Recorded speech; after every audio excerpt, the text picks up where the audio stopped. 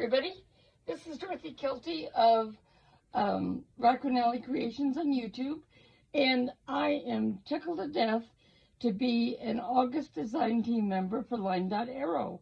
I'm using the kit signed, sealed, and delivered, and the signed, sealed, and delivered add-on kit from Natalie. You're going to find the information on how to get the kits below, and also a flip through of the kit from Natalie. These papers are just gorgeous. I'm just going to show you just a few of them really quickly in just a second, and then we'll go on. Okay? This is the cover page of the kit, and this is some of the full pages of the kit and the add-on kit. So I hope you can see. These are the pages that are going to be making up, along with some vintage pages and stuff like I always like to use, the signatures in the journal. And of course, these will all be decorated and everything. What I'm going to start with today is to show you the cover that I'm making for the journal. Okay, so we're starting off with that. And I'll put this right up here. Now, what this is actually a priority mailbox from the post office. And since signed, sealed, and delivered is sort of a mail kit, I thought that that was appropriate. I've taken the box, cut it to shape, reinforced the spine, and covered them with random papers. Now I'm going to start adding papers from the kit to it to just add to the collage. So I am not sure what I'm actually going to end up doing for a focal point on this journal. I have a couple thoughts. One is to use a real vintage postcard like I got someplace. And another thought is just to print out on photo paper or something one of Natalie's lovely pictures to use. So that's one of the things, I'll be doing one of those things. Okay?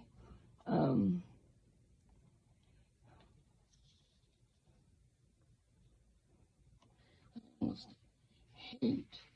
So let's get these pieces down and then some more pieces in different places, and then we'll come back and add some more. So I'm using my Fabricat glue for this. So I was asking Natalie about being involved in a collab, and she asked me if I would be willing to be a design team member, and I was very excited, or am very excited about that, because her kits are so gorgeous, and using them and sharing them, it's just a great thing to be doing. So this kit with all the different, postcards and postal type theme, I had just watched her video where she revealed the kit, and I just loved it. So very, very perfect for me. When I was a kid, and I still like to send letters occasionally or cards to people, not as often as I should, but sometimes. But when I was a kid and I would write letters to send to my brothers and sisters, they would be books, 16, 17 pages. To my mom when I was, living in different states and things like that. And I was always kind of, it's like, what does a teenager or a young adult have to say for that many pages? And yet I just loved chattering them, and people chattering on in them, and people told me that they loved receiving them. One of my brothers passed away a few years ago, and I had written a couple letters, and I found out after I passed away that he had saved those letters. Had I known that he was saving the letters that I wrote, I would have written him more. Because I just didn't really realize how much he enjoyed receiving those handwritten letters.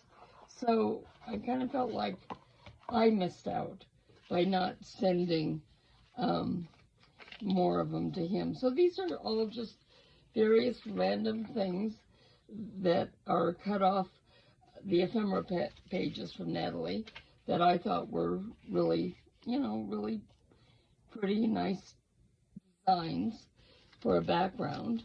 And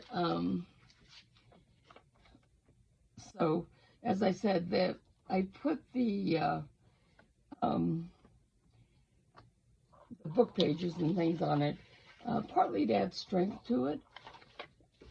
For this book, it is a cardboard book, so it does have some strength, but anytime you start adding glue and paper to it, as it increases the thickness, it also increases the strength of it. And around the edges of the book pages, I just wrapped washi tape, and I did that first, so that the edges would be prettier than just the cardboard or something. There's a lot of things I could have used.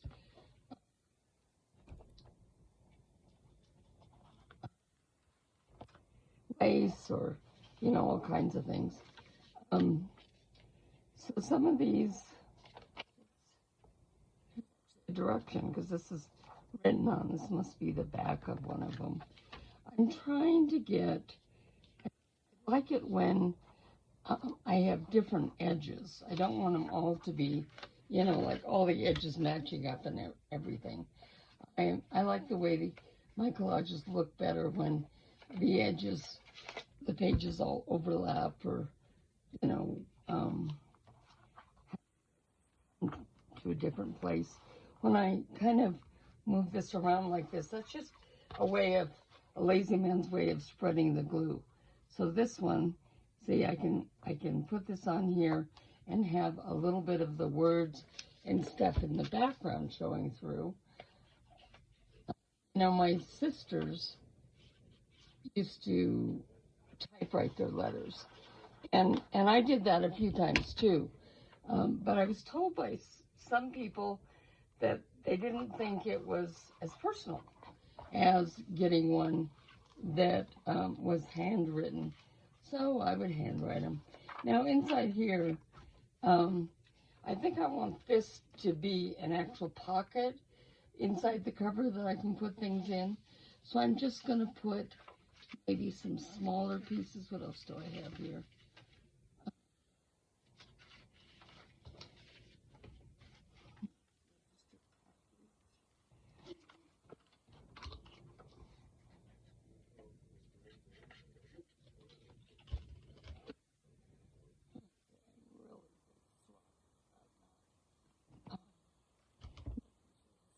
Closed, so it doesn't stop down. Let's see.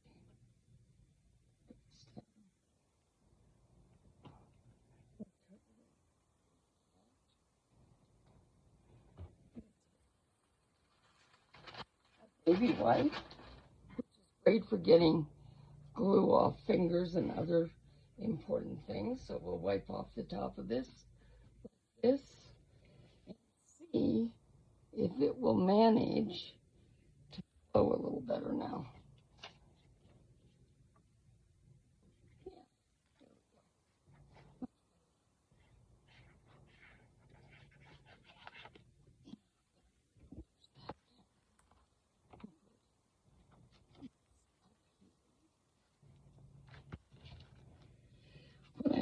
When I have the pocket here, the whatever is put inside here that sticks up will also add some interest.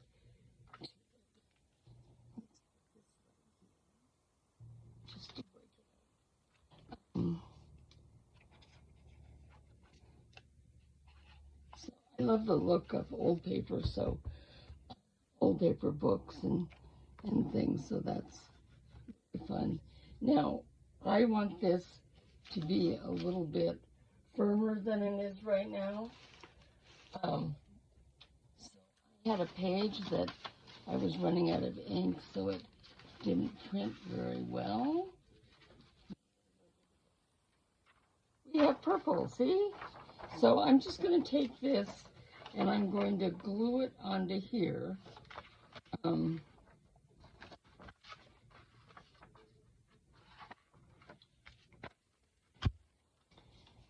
again, this will make my pocket a little bit stronger.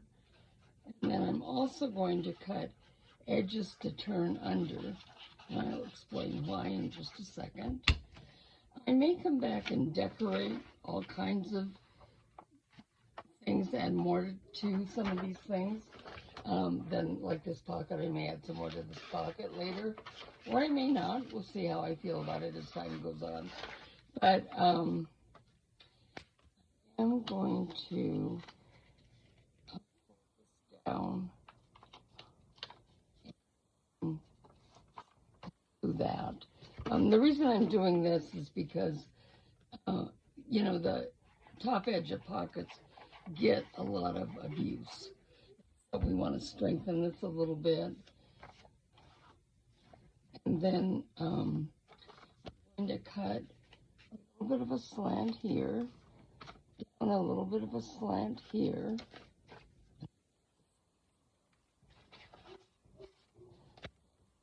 And then I'm not doing a straight 45-degree angle out of here. I'm cutting this just a little bit each direction. Okay. Now, what happens if I had just put glue around 3 sides of this for a pocket or 2 sides for a tuck? Then what would happen is that you would lose the size of the pocket from where the glue is, so you'd bring it in about this much. When you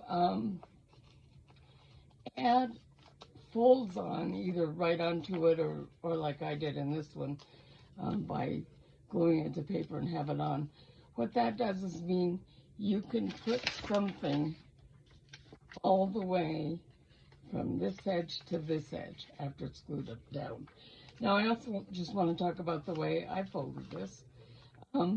I've got the sides in first and then the bottom in second. And the reason I'm doing that is that when you stick things in, this, after it's glued on, gives a little runners to help the card go in. And if this is underneath, like this, then when you put it in, it may stick on this and not go all the way to the bottom. Whereas if this is going over the top, these runners will help it go all the way to the bottom. So I'm going to put glue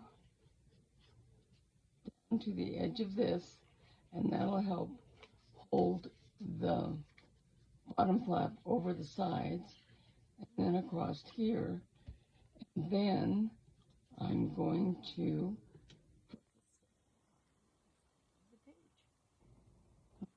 just like that. Okay, now we've got a pocket to put fun things in, whatever we want to, okay? Now on the back side, I'm not sure right now if I want a pocket there or not. Whoops. It's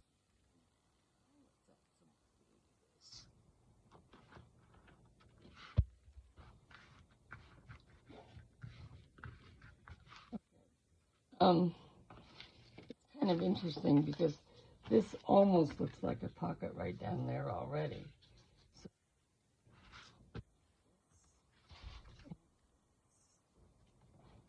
And I'm going to put this right across here like this. And that may be all I add to this one. So let's start with this one. I can come back and stamp on some of these that have large spaces, and I may, or, you know, add ink to them, or just decorate them up in different ways. I could have been inking the edges of these papers, and I didn't. So we'll put this down.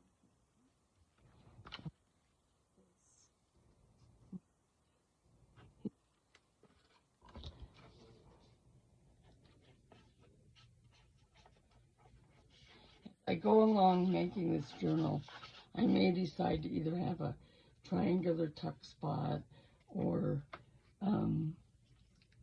something else put here. Okay, so that's my cover. That's it decorated. I'm going to have room for 3 signatures in this journal and a closure, of course. And I think it's going to be a wonderful journal when I'm finished.